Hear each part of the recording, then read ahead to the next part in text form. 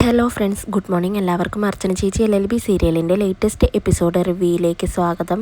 രമ്യ മുകുന്ദനോട് ചോദിക്കുന്നുണ്ട്, മുകുന്ദേട്ട ഇനിയിപ്പോൾ എന്തായാലും JK സാറ് വരില്ലെന്ന് തോന്നുന്നു അല്ലേ എന്ന് ചോദിക്കുമ്പോൾ മുകുന്ദൻ പറയുന്നുണ്ട് വരില്ലെന്ന് തോന്നുന്നു. അങ്ങനെ മുകുന്ദൻ പറയുമ്പോൾ അനന്തൻ പറയുന്നുണ്ട് ആ കാര്യം വിട്ടേക്ക്, ഇനി നമുക്ക് ഒരു വാടകക്കാരനെ നോക്കാമെന്ന് പറഞ്ഞ് റൂമിലേക്ക് പോവുകയാണ്. ജോപ്പ് മുകുന്ദനോട് പറയുന്നുണ്ട്, മുകുന്ദ ഇതിപ്പോൾ അമ്പാട്ട് വീട്ടുകാർക്ക് ആകെ നാണക്കേടായല്ലോ, എങ്ങനെ മറ്റുള്ളവരുടെ മുഖത്ത് നമ്മൾ നോക്കും? അയൽവാസികളോടെല്ലാം JK സാർ ഇവിടെ വന്ന് താമസിക്കുകയാണെന്ന് ഞാൻ വലിയ ഗമയിലാണ് പറഞ്ഞത്. കേട്ടപ്പോൾ തൊട്ട് അയൽക്കാർക്കെല്ലാം അസൂയ തുടങ്ങിയതാണ്. ഇപ്പൊ എന്നോടൊന്നും ഇതും തന്നെ മിണ്ടുന്നില്ല. ഇനിയിപ്പോ അവരാരെങ്കിലും ആയിരിക്കോ ഇത് മുടക്കിയതെന്ന് മഞ്ജു അങ്ങനെ പറയുമ്പോൾ രമ്യ ചോദിക്കുന്നുണ്ട്, മുടക്കാൻ അവർക്ക് എവിടെ നിന്നാണ് JK സാറിന്റെ കോണ്ടാക്ട് കിട്ടുന്നത് എന്ന് ചോദിക്കുമ്പോൾ മഞ്ജു പറയുന്നുണ്ട്, JK സാറ് വലിയൊരാളല്ലേ, പിന്നെ കോണ്ടാക്ട് കിട്ടാൻ വലിയ ബുദ്ധിമുട്ടൊന്നും ഉണ്ടാവില്ലല്ലോ എന്നങ്ങനെ പറയാണ്. ഇതിനപ്പോൾ പറയുന്നുണ്ട് ആ കേസ് എന്തായാലും നമ്മൾ വിട്ടല്ലോ, ഇനി അതിനെക്കുറിച്ച് സംസാരിക്കണ്ട എന്ന് പറഞ്ഞ് രമ്യയെ വിളിച്ചുകൊണ്ട് റൂമിലേക്ക് പോവുകയാണ്. മഞ്ജു ആണെങ്കിൽ സന്തോഷത്തോടെ മനസ്സിലങ്ങനെ ചിന്തിക്കുന്നുണ്ട്, ചന്ദ്രകാന്തക്കാര് പ്ലാൻ ചെയ്തതുപോലെ തന്നെ എല്ലാം നടന്നല്ലോ,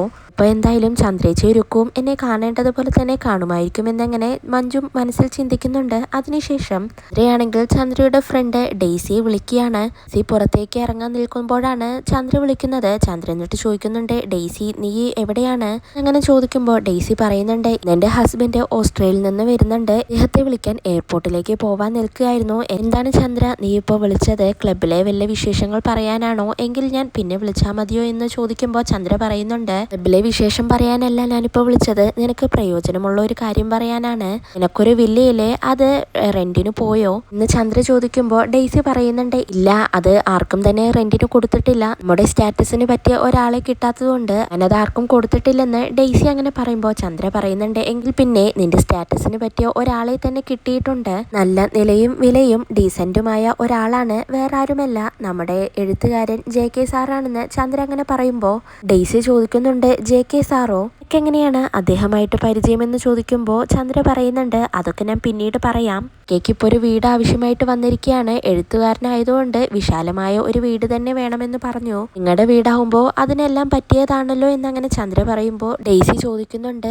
ഞങ്ങളുടെ വീട് അദ്ദേഹം എടുക്കുവോ, ഉറപ്പുണ്ടോ എന്ന് ചോദിക്കുമ്പോൾ ചന്ദ്ര പറയുന്നുണ്ട്, ഞാൻ എന്തായാലും JKയുടെ നമ്പർ നിനക്ക് അയച്ചു തരാം, നീ JKയെ വിളിച്ച് സംസാരിക്കേ, പിന്നെ അദ്ദേഹത്തിന്റെ നമ്പർ ഞാനാണ് തന്നതെന്ന് നീ ഇപ്പോൾ JKയോട് പറയണ്ട, ഇപ്പോൾ എന്ത് വിട്ടുവീഴ്ച ചെയ്തിട്ടാണെങ്കിലും നീ സാറിന് വീട് കൊടുക്കണം പറഞ്ഞ് ചന്ദ്ര അങ്ങനെ ഫോൺ കട്ട് ചെയ്യുകയാണ്. എന്നിട്ട് അപ്പൊ തന്നെ ഡെയ്സിക്ക് JKയുടെ നമ്പർ ചന്ദ്ര അയച്ചു കൊടുക്കുകയാണ്. പിന്നീട് ചന്ദ്ര അങ്ങനെ മനസ്സിൽ ചിന്തിക്കുന്നുണ്ട്, അങ്ങനെ അമ്പാട്ടുകാരുടെ കെയർ ഓഫ് ലാവണ്ട JKയെ അവിടെ നിന്നും തെറിപ്പിച്ചു കഴിഞ്ഞു, ഈ JKയെ ചന്ദ്രകാന്തക്കാരുടെ വശത്താക്കണമെന്ന് ചന്ദ്ര അങ്ങനെ മനസ്സിൽ ചിന്തിക്കുകയാണ്. പിന്നീട് മഞ്ജുവും രമ്യയുമാണെങ്കിൽ ഉമ്മറത്തിരുന്നുകൊണ്ട് അങ്ങനെ JK സാറ് വരാത്തതിനെ കുറിച്ച് അങ്ങനെ സംസാരിച്ചുകൊണ്ടിരിക്കുകയാണ്. ഇപ്പോഴാണ് അങ്ങോട്ടേക്ക് കാറിൽ ഒരാൾ വരുന്നത്. മഞ്ജുവും രമ്യയും അതാരാണെന്ന് അറിയാതെ അങ്ങനെ നിൽക്കുകയാണ്. ആരാ മനസ്സിലായില്ല എന്ന് രമ്യ അങ്ങനെ ചോദിക്കുമ്പോൾ അദ്ദേഹം പറയുന്നുണ്ട്, ഇത് ചിന്നുവിന്റെ വീടല്ലേ, ചിന്നുവിന്റെ സാറാണെന്ന് പറയുമ്പോൾ മഞ്ജു ചോദിക്കുന്നുണ്ട്, അപ്പോൾ സാറാണോ JK സാർ എന്ന് ചോദിക്കുമ്പോൾ ആ സാറ് പറയുന്നുണ്ട്, അല്ല ഞാനല്ല JK സാറിനോടൊപ്പം വർക്ക് ചെയ്യുന്ന മറ്റൊരു അധ്യാപകനാണ് ഞാൻ, സാമുവൽ മാത്യു, നിങ്ങളൊന്ന് ചിന്നുവിനെ വിളിക്കോ, എനിക്കൊന്ന് ചിന്നുവിനെ കാണണമായിരുന്നു എന്ന് ആ സാർ അങ്ങനെ പറയുമ്പോഴേക്കും ചിന്നു ഉമ്മറത്തേക്ക് വരികയാണ്.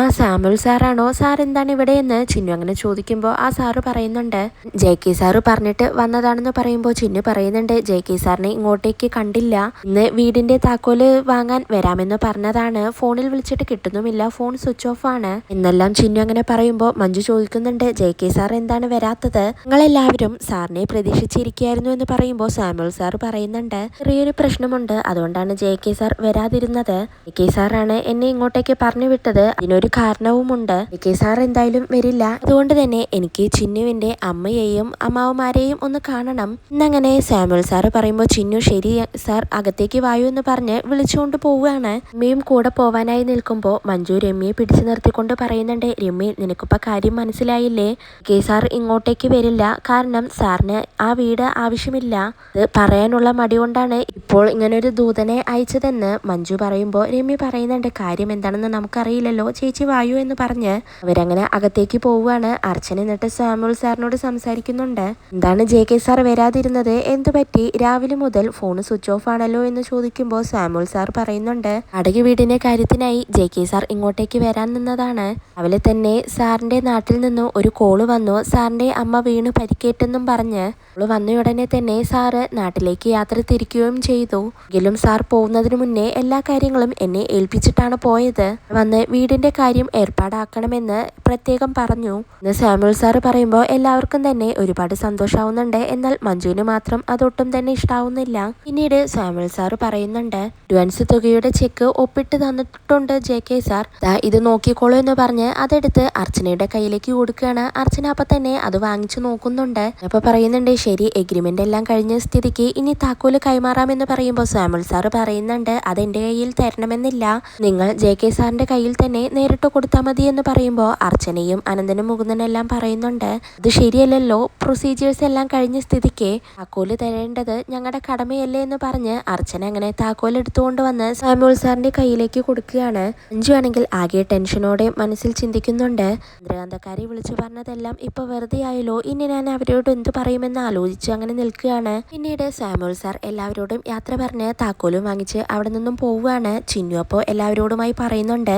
ഞാൻ അപ്പോഴേ പറഞ്ഞതല്ലേ JK സാർ വാക്കു പാലിക്കുമെന്ന്, ഇപ്പൊ എന്തായി? എന്തായാലും ഞാൻ സാറിനെ പോയി യാത്ര അയച്ചിട്ട് വരാമെന്ന് പറഞ്ഞ് ചിന്നു പുറത്തേക്ക് പോവുകയാണ്. അനന്തനപ്പോ എല്ലാവരോടുമായി പറയുന്നുണ്ട്, ഇപ്പോ ആ കാര്യത്തിൽ ഒരു തീരുമാനമായല്ലോ, ഇനി ആരും വിഷമിക്കണ്ട. മഞ്ജു, നിന്റെ സംശയങ്ങളൊക്കെ തീർന്നോ എന്നങ്ങനെ ചോദിക്കുമ്പോൾ മഞ്ജു പറയുന്നുണ്ട്, എനിക്ക് സംശയങ്ങളൊന്നും ഇല്ലായിരുന്നു.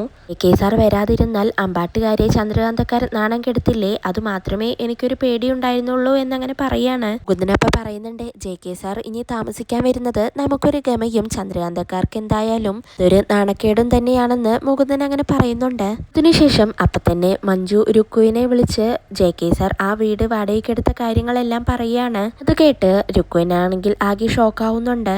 രുക്കുന്നിട്ട് പറയുന്നുണ്ട്, ശരി മഞ്ജു ചേച്ചി, ഞാൻ എന്തായാലും പിന്നീട് വിളിക്കാമെന്ന് പറഞ്ഞ് വേഗം ഫോൺ കട്ട് ചെയ്യാണ്. ചന്ദ്ര അപ്പോഴേക്കും വന്ന് രുക്കുവിനോട് ചോദിക്കുന്നുണ്ട്, ദാ രുക്കു, ആരാ വിളിച്ചതെന്ന് ചോദിക്കുമ്പോൾ രുക്കു പറയുന്നുണ്ട്, മഞ്ജു ചേച്ചിയാണ് വിളിച്ചത്, JK സാർ തന്നെ മേനോൻ സാറിന്റെ വീട് വാടകയ്ക്ക് എടുത്തു.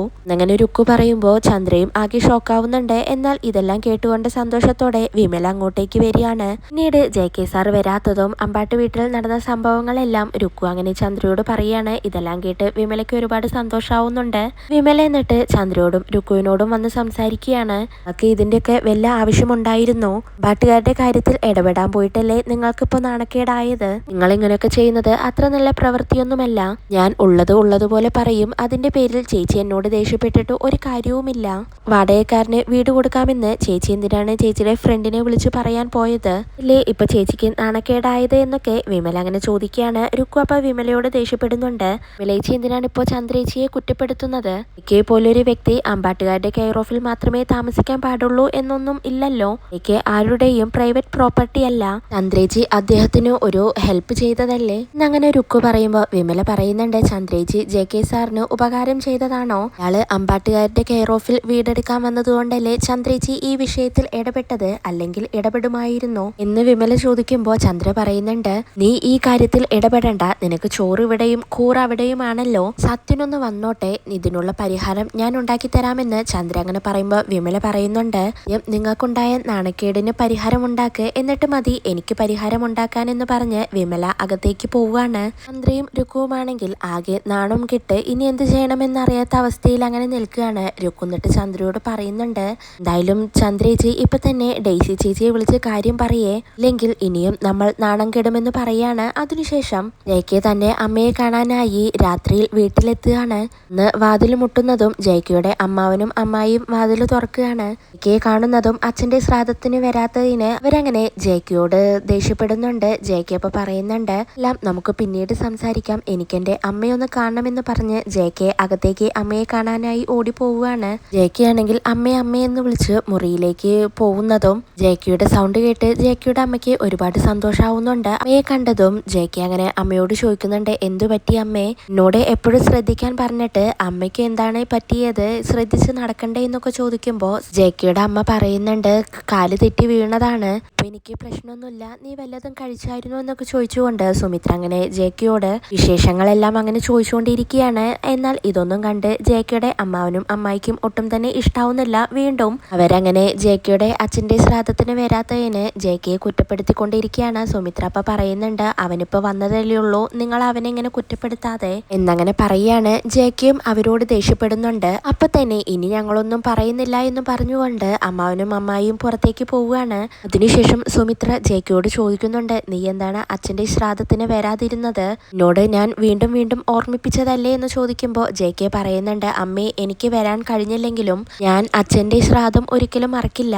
എല്ലാ വർഷവും തന്നെ ഞാൻ അച്ഛന് പോയി ബലിതർപ്പണം നടത്താറുണ്ട് എന്ന് ജെയ്ക്കെ അങ്ങനെ സുമിത്രയോട് പറയാണ്. ഇത് കേട്ട് സുമിത്രയ്ക്ക് ആശ്വാസമാവുകയാണ്. ജെയ്ക്കെ അപ്പോൾ ചോദിക്കുന്നുണ്ട്, ഇപ്പം അമ്മയ്ക്ക് സന്തോഷമായില്ലേ എന്ന് ചോദിക്കുമ്പോൾ സുമിത്ര പറയുന്നുണ്ട്, ഇല്ല മോനെ, അമ്മയ്ക്ക് ശരിയായ സന്തോഷവും സമാധാനവും ഉണ്ടാവണമെങ്കിൽ നിന്റെ പ്രശ്നങ്ങൾക്കെല്ലാം ഒരു പരിഹാരം ഉണ്ടാവണം. ഇങ്ങനെ അലഞ്ഞു തിരിഞ്ഞ് എന്തൊരു ജീവിതമാണ് മോനെ നിന്റേത്? നിനക്ക് അമ്മയോടൊപ്പം ഇവിടെ താമസിച്ചൂടെ? കോളേജ് അധ്യാപകന്റെ ജോലി ഇവിടെയും കിട്ടുമല്ലോ എന്നൊക്കെ സുമിത്ര അങ്ങനെ ചോദിക്കുമ്പോൾ ജെയ്ക്കെ പറയുന്നുണ്ട്, അമ്മയോടൊപ്പം താമസിക്കാൻ ആഗ്രഹമില്ലാഞ്ഞിട്ടാണോ ഞാൻ ഇവിടെ വന്ന് താമസിക്കാത്തത് എന്ന് ചോദിക്കുമ്പോൾ സുമിത്ര പറയുന്നുണ്ട്, പിന്നെന്താണ് നീ ഇവിടെ വന്ന് താമസിക്കാത്തത്? എന്താണ് കാരണമെന്ന് ചോദിക്കുമ്പോൾ ജെയ്ക്കെ പറയുന്നുണ്ട്, ഓർമ്മകൾ നശിച്ചു പോകാത്ത ഈ വീട്ടിൽ എനിക്ക് എങ്ങനെ താമസിക്കാൻ കഴിയും അമ്മേ എന്ന് ജെയ്ക്കെ തിരിച്ചു ചോദിക്കുമ്പോൾ സുമിത്ര ചോദിക്കുന്നുണ്ട്, നീ അപ്പോൾ പഴയതൊന്നും മറന്നില്ലേ മോനെ എന്ന് ചോദിക്കുമ്പോൾ ജെയ്ക്കെ പറയുന്നുണ്ട്, അതൊക്കെ ഞാൻ എങ്ങനെ മറക്കും അമ്മേ എന്ന് പറയാണ്. ഇതെല്ലാം കേട്ട് സുമിത്രയ്ക്ക് ആകെ സങ്കടാവുന്നുണ്ട്. ഇതോടെയാണ് ഇന്നത്തെ എപ്പിസോഡ് അവസാനിക്കുന്നത്.